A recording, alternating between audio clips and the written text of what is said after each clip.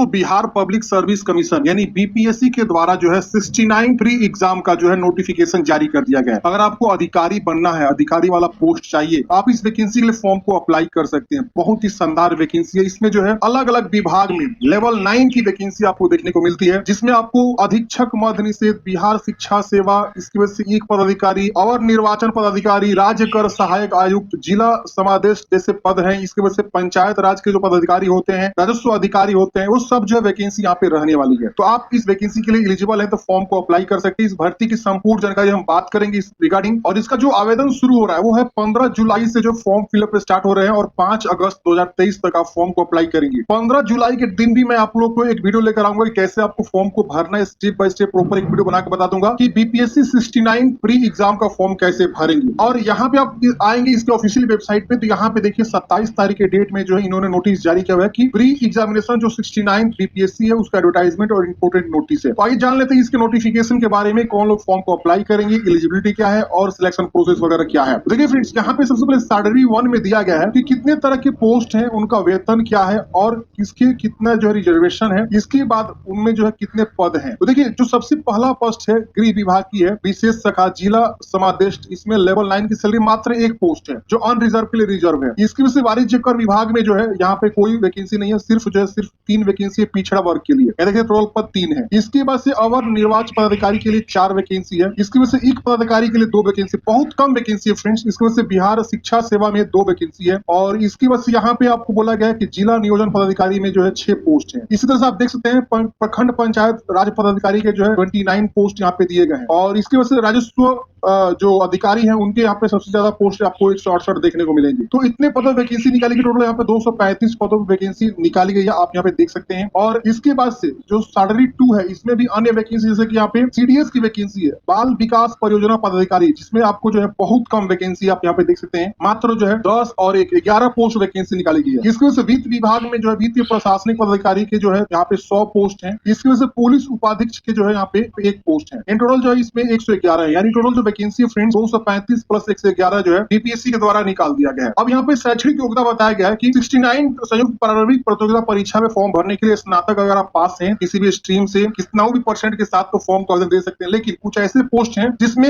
अलग से जो है सब्जेक्ट वाइज जो है क्वालिफिकेशन बोला गया, जैसे कि बाल विकास परियोजना पदाधिकारी के लिए फॉर्म भरेंगी तो आप स्नातक जो है गृह विज्ञान, मनोविज्ञान, समाज शास्त्र, श्रम एवं समाज कल्याण विभाग से, मतलब इन चारों में से किसी भी एक विषय से जो है आप जो है ग्रेजुएशन उत्तीर्ण है तो आप फॉर्म को आवेदन दे सकते हैं। किसी अंतरराष्ट्रीय विदेश से स्नातक डिग्री एवं वैकल्पिक विषय इसमें होना चाहिए, ठीक है। उसके वजह से वित्तीय प्रशासनिक पदाधिकारी एवं समकक्ष के लिए फॉर्म बनना चाहते हैं तो वाणिज्य, अर्थशास्त्र, गणित या सांख्यिकी में से किसी एक विषय से स्नातक डिग्री अगर आपने किया हुआ है फॉर्म को आवेदन कर सकते हैं। पुलिस उपाधीक्षक के लिए अगर आपने इलेक्ट्रॉनिक्स या तकनीकी जैसे पोस्ट पे है, इलेक्ट्रॉनिक्स एवं संचार इंजीनियरिंग में अगर आपने जो है किया हुआ है, ग्रेजुएशन स्नातक किया हुआ है तो फॉर्म को आवेदन दे सकते हैं। लेकिन यहाँ पे बोला गया कि 50% अंक के साथ उत्तीर्ण होना चाहिए। अनुसूचित जाति अनुसूचित जाति से है तो 45% अंक के साथ उत्तीर्ण है तो फॉर्म को आवेदन दे सकते हैं। तो इसके जो है एलिजिबिलिटी कंडीशन है आप यहाँ पे देख सकते हैं। अब यहाँ बोला गया कि फॉर्म कौन भर सकता है, तो ऑल इंडिया के लोग भी फॉर्म भर सकते हैं और एज वेल एज बिहार के स्थायी निवासी फॉर्म को भर सकते हैं। फॉर्म भरने के लिए अगर आप SC/ST से आएंगे तो अपना जाति प्रमाण पत्र और स्थायी निवास प्रमाण पत्र आपको देना होगा। और अगर कोई जो है BC EBC कैंडिडेट्स हैं तो उनको जो है अपना क्रीमी लेयर रहित प्रमाण पत्र आपको देना अनिवार्य होगा। तो क्रीमी लेयर सर्टिफिकेट आप बनवा लेंगे। और अगर कोई जो है महिला विवाहित है और बिहार के निवासी है तो जो है क्रीमी लेयर हुआ या जाति हुआ वो अपने पिता के नाम एवं पता के नाम से निर्गत कराएंगे। यहाँ पे साफ साफ लिखा गया है। यहाँ पे कैटेगरी को जानकारी दिया गया, कैटेगरी का कोड क्या है वो यहाँ पे जानकारी में बताया गया है। उम्र सीमा बोला गया कि 1 अगस्त 2023 को आपकी न्यूनतम उम्र जो है 20 वर्ष और 21 वर्ष और 22 वर्ष है। और अधिकतम उम्र जो है यहाँ पे 37 वर्ष बोला गया है जनरल को, मेल को, और जनरल महिला को, और पिछड़ा वर्ग अत्यंत पिछड़ा वर्ग को 40 वर्ष तथा अनुसूचित जाति अनुसूचित जनजाति यानी SC/ST को 42 वर्ष महिला पुरुष दोनों के लिए यहाँ पे दिया गया है। अब यहाँ पे बात करते हैं फॉर्म भरने के लिए आपको एप्लीकेशन फी कितना देना होगा। तो सभी पोस्ट के लिए यहाँ पे देखिए बोला गया है कि 200 रुपये आपको जो है बायोमेट्रिक फी यहाँ पे अलग से देना होगा अगर आप जो है आधार कार्ड नहीं देंगे तो। ये जो भी यहाँ पे एप्लीकेशन फी है उसके अतिरिक्त अगर आधार कार्ड देंगे तो आपको 200 रुपये अतिरिक्त फी नहीं देना होगा। अब यहाँ सामान्य अभ्यर्थी जनरल के लिए और अदर स्टेट के लिए 600 रुपये एप्लीकेशन फी है। केवल बिहार राज्य के SC/ST के लिए 150 रुपये एप्लीकेशन फी है। और बिहार राज्य के स्थायी निवासी सभी आरक्षित मतलब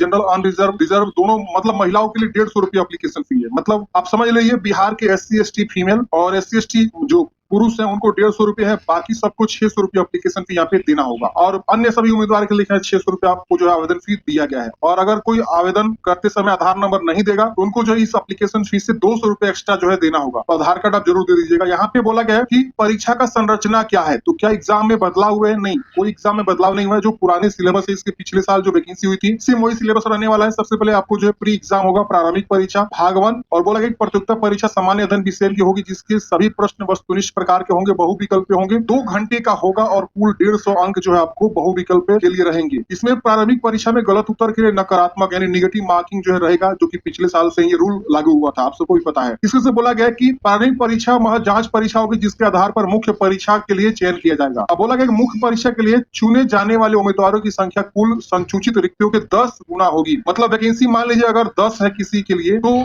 जैसे प्री एग्जाम होगा तो उसमें मेरिट बनेगा 10 गुना का। मतलब जो एक पोस्ट पे 10 लोगों को जो है मेंस एग्जाम में बैठाए जाएंगे, ठीक है। यानी अगर वैकेंसी 500 है तो 500 का गुना कर लीजिए 10, उतने उम्मीदवार का कट ऑफ निकलेगा और वो जो है मुख्य परीक्षा के लिए शामिल होंगे। मुख्य परीक्षा का उनको मेरिट लिस्ट में नाम आएगा और वो मुख्य परीक्षा के लिए एडमिट कार्ड को डाउनलोड करेंगे। अब यहाँ पे देखिए मुख्य परीक्षा जो होगा वो आपका जो है किस तरह से रहेगा, आपको यहाँ पे बताया गया। तो सामान्य हिंदी के 100 अंक, इस विषय में 30% जो है प्राप्त करना अनिवार्य है, किंतु मेधा निर्माण की परियोजना इसकी गणना नहीं की जाएगी। तो हिंदी जो विषय है 100 अंकों की होगी, जिसमें 30% कम से कम लाना मैंडेटरी, नहीं लाएंगे तो फिर आप जो है पास नहीं हो पाएंगे। फिर सामान्य अध्ययन के प्रथम पत्र जो है 300 अंकों का और सामान्य अध्ययन का द्वितीय पत्र 300 अंकों का और निबंधन जो है 300 अंकों का होगा। यानी टोटल जो है 1000 अंकों का यहाँ पे आपका जो है रहने वाला है मेंस एग्जाम। अब यहाँ पे बताया गया है कि जो ऐच्छिक विषय आप लेंगे, जैसे आप फॉर्म भरेंगे तो उसमें ऐच्छिक विषय चूज करना होता है, जिसमें जो है 100 अंक के जो है 100 प्रश्न ऐच्छिक विषय एमसीक्यू रहेंगे। अब इतने सारे विषय दिए गए हैं, अपने रुचि के अनुसार जो है आप ऐच्छिक विषय का चुनाव करेंगे फॉर्म भरते समय और उसमें आपको जो है 100 अंकों के एमसीक्यू क्वेश्चन उसी विषय से रहेंगे, पूछे जाएंगे। इसके बाद से यहाँ पे अगर बाल विकास परियोजना पदाधिकारी के लिए फॉर्म भरेंगे, इसमें जो अनिवार्य विषय वो बोला गया है सामान्य हिंदी 100 अंक, जिसमें भी 30% लाना मैंडेटरी है, और जो प्रश्न पत्र है 300 अंक का, द्वितीय प्रश्न पत्र 300 अंक, इसमें निबंधन आपके नहीं होंगे, जो सीडीएस वाले पोस्ट हैं। और इसमें बोला गया कि निम्नलिखित ऐच्छिक विषय में से किसी एक विषय का चयन करना होगा जो 300 अंकों का होगा, जैसे गृह विज्ञान, मनोविज्ञान, समाजशास्त्र और श्रम एवं समाज कल्याण। ये तीनों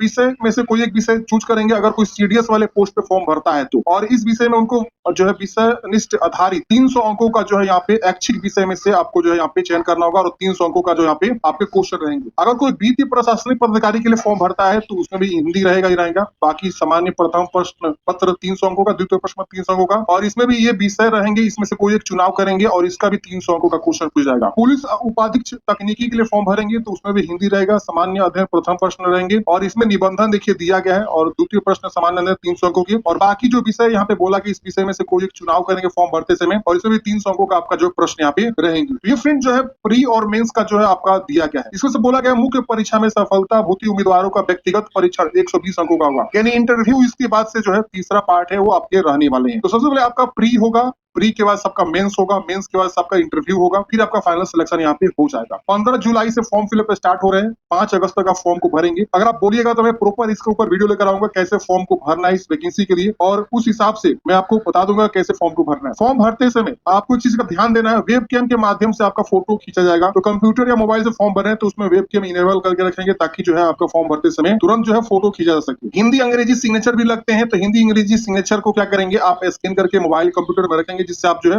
कर सके। फॉर्म भरते समय आपको देखिए मैट्रिक, इंटर, ग्रेजुएशन की जानकारी मांगी जाएगी और जातीय निवास मांगा जाएगा अगर बिहार के निवासी हैं तो। और अगर अदर स्टेट वाले हैं तो उनको जातीय निवास नहीं लगता है, उनका अनरिजर्व में हो जाता है फॉर्म अप्लाई, क्योंकि अनरिजर्व में ही वो लोग फॉर्म मतलब आएंगे अगर अदर स्टेट वाले हैं तो। बाकी अगर आप जो है बिहार से हैं तो matric, inter, graduation, email, mobile, photo तो लाइव खींचा जाएगा, हिंदी सिग्नेचर, इंग्लिश सिग्नेचर, और जो आपका क्रीमी लेयर है अगर ओबीसी से आता है तो क्रीमी लेयर सर्टिफिकेट बनवा लेंगे। और अगर कोई महिला उम्मीदवार है, विवाहित है, तो वो अपना जो है पिता और पता के एड्रेस, जो पिता का पता का एड्रेस है वहां से अपना जो है जाति प्रमाण पत्र जो है निर्गत करा के रखेंगी ताकि वो फॉर्म भर सके। तो मुझे उम्मीद है फ्रेंड्स आपको जानकारी समझ में आ गया होगा। आपके मन में कोई भी डाउट्स है, कमेंट बॉक्स में पूछ